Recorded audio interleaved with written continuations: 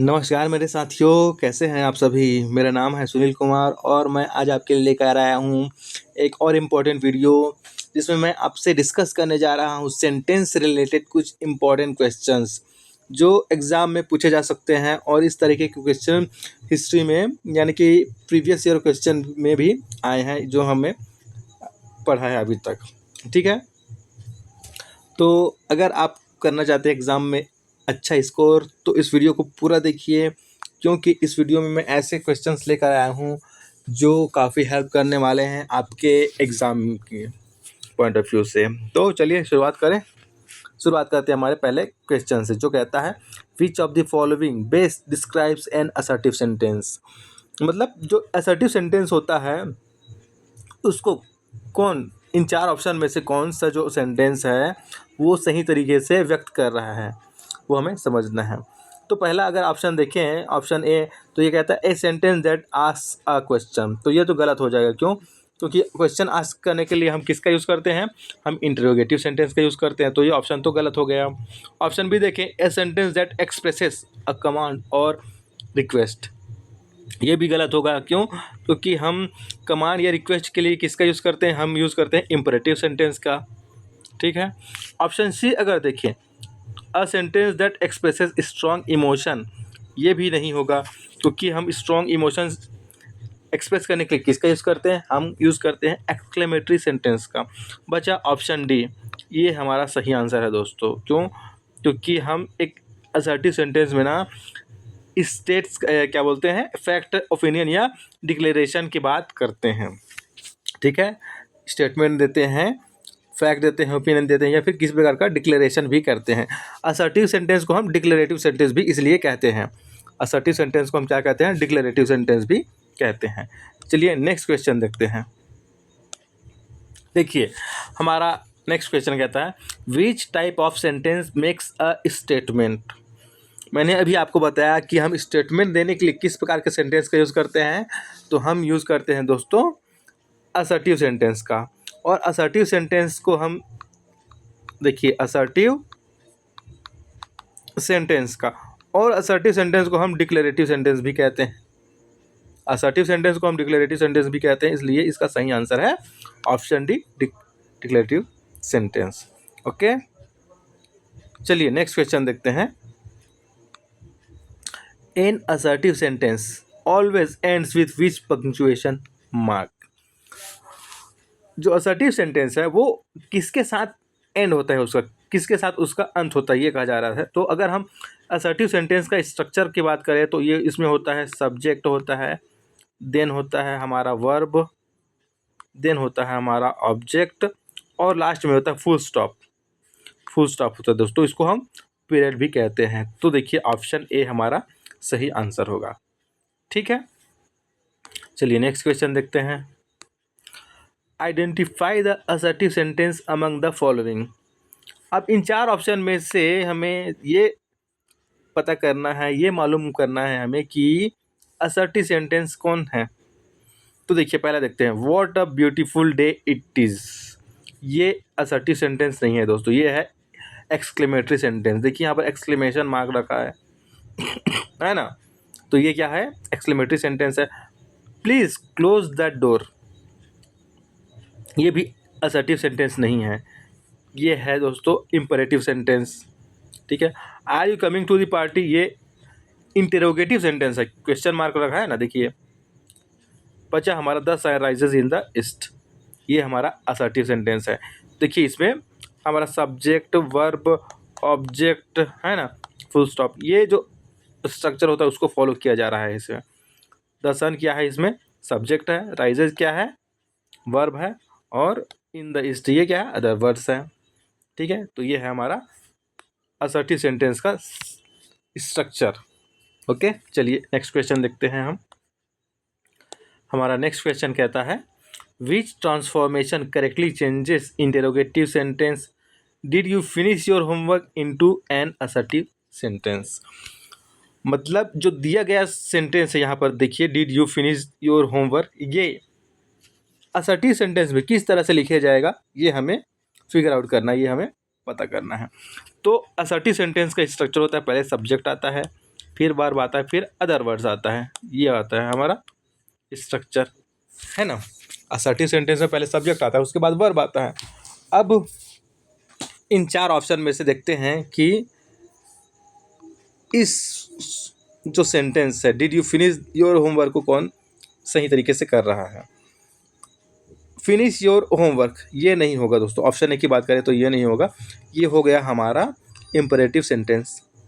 You finished your homework, ठीक है, ये हो सकता है, ये हो सकता है, ये सही हो सकता है, क्योंकि देखिए इसमें यू भी है, इसमें फिनिश भी है और ये योर होमवर्क भी है, ये इस स्ट्रक्चर को फॉलो कर रहा है, ये हो सकता है। ऑप्शन सी देखिए, I finished my homework, I finished my homework ये रहने के लिए स्ट्रक्चर को फॉलो कर रहा है, बट इसमें क्या है, आई है, यहाँ पर आई है सब्जेक्ट, जबकि होना चाहिए सब्जेक्ट क्या, यू होना चाहिए, तो ये भी नहीं है। What homework did you finish, ये तो हो ही नहीं सकता क्योंकि ये इंटरोगेटिव सेंटेंस है ना।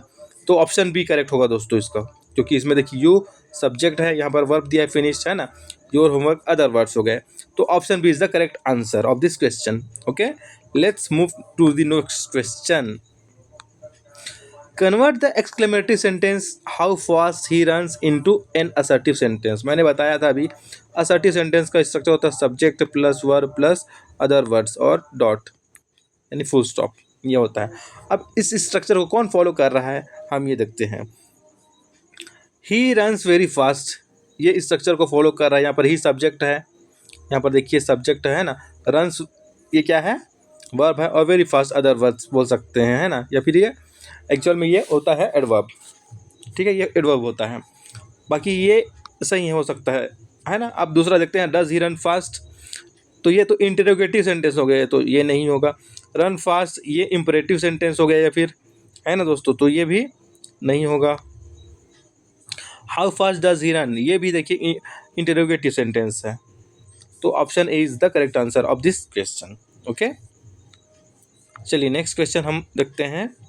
विच of the following best defines N interrogative sentence. Question पूछ रहा है कि इंटरोगेटिव सेंटेंस का यूज हम क्यों करते हैं, किस लिए करते हैं, या फिर इनमें से कौन सा ऑप्शन है जो ये बताता है, जो बेस्ट बताता है बेस्ट अच्छे तरीके से कि इंटरोगेटिव सेंटेंस का यूज़ हम क्यों करते हैं। तो अ सेंटेंस दैट गिव्स कमांड, ये तो नहीं है, क्योंकि कमांड देने के लिए हम इंपरेटिव सेंटेंस का यूज़ करते हैं। अ सेंटेंस दैट आस्क क्वेश्चन, ये सही आंसर है दोस्तों। क्वेश्चन आस्क करने के लिए, प्रश्न पूछने के लिए हम क्या करते हैं, इंटरोगेटिव सेंटेंस का यूज़ हम करते हैं। A sentence that express a strong emotion, strong emotion के लिए हम एक्सक्लेमेटरी सेंटेंस का यूज़ करते हैं। और अ sentence that makes a statement, तो स्टेटमेंट देने के लिए हम असर्टिव सेंटेंस का यूज़ करते हैं। तो इस क्वेश्चन का सही आंसर होगा option B, a sentence that asks a question. Okay, चलिए नेक्स्ट क्वेश्चन देखते हैं। What punctuation mark always ends an interrogative sentence, मतलब इंटरोगेटिव सेंटेंस का जो अंत है वो इनमें से किस विराम चिन्ह के साथ होता है। बहुत ही आसान आंसर है इसका, क्वेश्चन मार्क के साथ। क्वेश्चन मार्क के साथ एक इंटरोगेटिव सेंटेंस का एंड होता है दोस्तों, ठीक है। चलिए नेक्स्ट देखते हैं। हमारा नेक्स्ट क्वेश्चन कहता है, identify the interrogative sentence among the options below. इसमें 4 ऑप्शन दिए गए हैं, इन चारों में से कौन सा जो ऑप्शन है वो इंटरोगेटिव सेंटेंस का है, ये पूछा जा रहा है। तो देखकर ही समझ में आ रहा है दोस्तों, देखिए यहाँ पर क्वेश्चन मार्क लगा है केवल इसी में, तो नो डाउट यही होगा ऑप्शन ए। क्यों, क्योंकि इसमें क्वेश्चन मार्क लगा है, क्वेश्चन मार्क लगा होता है लास्ट में इंटरोगेटिव सेंटेंस के, ठीक है। तो ये हमारा option A is the correct answer. चलिए नेक्स्ट क्वेश्चन हम देख लेते हैं। हमारा अगला क्वेश्चन कहता है, विच type of interrogative sentence can be answered with a simple yes और नो। बहुत ही अच्छा क्वेश्चन है दोस्तों, बहुत ही अच्छा क्वेश्चन है। मतलब इन 4 ऑप्शन में से किस क्वेश्चन का जवाब यस और नो में दिया जा सकता है। WH क्वेश्चन का, टैग क्वेश्चन का, चॉइस क्वेश्चन का, या फिर यस नो क्वेश्चन का। इसका सही आंसर है दोस्तों यस नो क्वेश्चन का। यस नो क्वेश्चन किसे कहते हैं, तो ऐसे क्वेश्चन जिनका आंसर हम या यस में दे सकते हैं या फिर नो में दे सकते हैं। जैसे मैं पूछता हूँ आर यू रेडी, तो आप क्या कहोगे, अगर आप रेडी हो तो आप यस बोलोगे, अगर आप रेडी नहीं हो तो आप नो बोलोगे, बस सिंपल सा है। तो option D is the correct answer of this question. Okay, next question please. तो देखिए हमारा नेक्स्ट क्वेश्चन आ गया, convert the assertive sentence she is a doctor into an interrogative sentence. She is a doctor क्या है, एक assertive sentence है, इसको हमें कन्वर्ट करना है इंटेरोगेटिव सेंटेंस में। अब देखिए इसमें क्या है, सब्जेक्ट पहले है वर्ब बाद में है, लेकिन इंटेरोगेटिव सेंटेंस में क्या होता है, वर्ब पहले आता है फिर सब्जेक्ट आता है दोस्तों, है ना। तो इसमें देखिए 4 ऑप्शन है ना, और उसमें से हमें ये देखना है कि इस स्ट्रक्चर को कौन फॉलो करता है, साथ ही साथ हमें ये भी देखना है कि इंटेरोगेटिव सेंटेंस के एंड में क्या होता है, क्वेश्चन मार्क आता है दोस्तों। तो देखिए इसमें नहीं है, इसमें नहीं है, इसमें नहीं है, केवल बी में है, ये हमारा आंसर हो गया, है ना। इसमें देखिए वर्ब पहले आया है, उसके बाद सब्जेक्ट आया है ना, साथ ही साथ लास्ट में क्या है, इंटेरोगेटिव बोलता हूँ जी, क्वेश्चन मार्क है, इसलिए ये क्या हो गया, ये इंटेरोगेटिव सेंटेंस हो गया ओके। चलिए नेक्स्ट क्वेश्चन देखते हैं। विच type of sentence ask a question, बहुत ही सिंपल सा है, किस प्रकार का सेंटेंस का यूज़ हम क्वेश्चन पूछने के लिए करते हैं, किसका करते हैं, ऑप्शन बी, इंटेरोगेटिव सेंटेंस का यूज़ हम क्वेश्चन पूछने के लिए करते हैं। नेक्स्ट क्वेश्चन देखते हैं हम, देखिए which of the following best describes an imperative sentence. अब आया है बारी इम्पेरेटिव सेंटेंस का यूज़ हम कब करते हैं, या फिर कौन सा 4 ऑप्शन में दिया गया है उसमें से कौन सा ऐसा सेंटेंस है जो इम्पेरेटिव सेंटेंस को बहुत अच्छे से उसके बारे में बता रहा है। तो बेसिकली अगर मैं आपको बता दूं, इम्पेरेटिव सेंटेंस का यूज़ हम कमांड देने के लिए, रिक्वेस्ट करने के लिए, या फिर कोई इंस्ट्रक्शन देने के लिए करते हैं, ठीक है। तो ऑप्शन बी है इसके अनुसार सही आंसर दोस्तों, ठीक है। अच्छा, अगर ऑप्शन ए की बात करें तो वो इंटरोगेटिव सेंटेंस होता है जो क्वेश्चन पूछने के लिए करता है। ऑप्शन सी की बात करें तो स्टेट फैक्ट और ओपिनियन, ये असर्टिव सेंटेंस के लिए होता है, ये भी गलत हो गया। A sentence that strong emotion, ये तो एक्सक्लेमेटरी सेंटेंस के लिए होता है, इसलिए ये भी गलत हो गया। Option B is the correct answer. Okay, let's move to next question.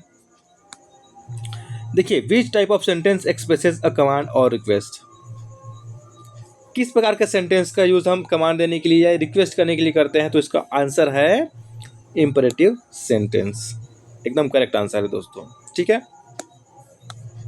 चलिए नेक्स्ट क्वेश्चन देखते हैं। What is the usual though often unstated subject of an imperative sentence.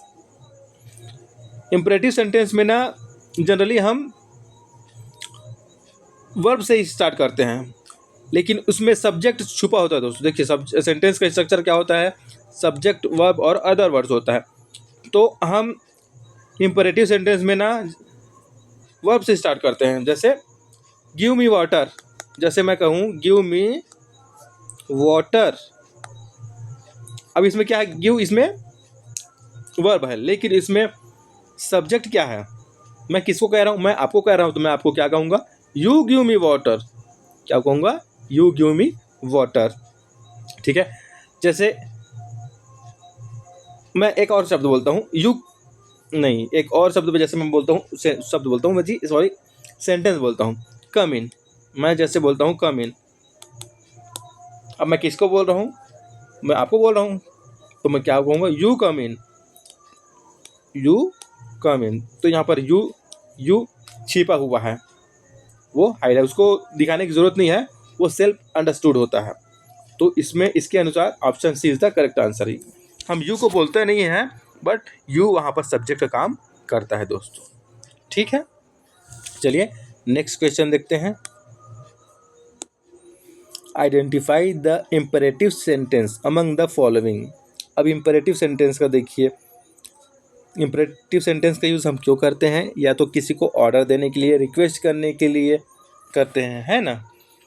तो देखिए साथ साथ किसी को एडवाइस करने के लिए करते हैं। तो जैसे the children are playing in the park, ये तो नहीं है, इसमें किसी प्रकार का ना ऑर्डर दिया जा रहा है ना रिक्वेस्ट किया जा रहा है।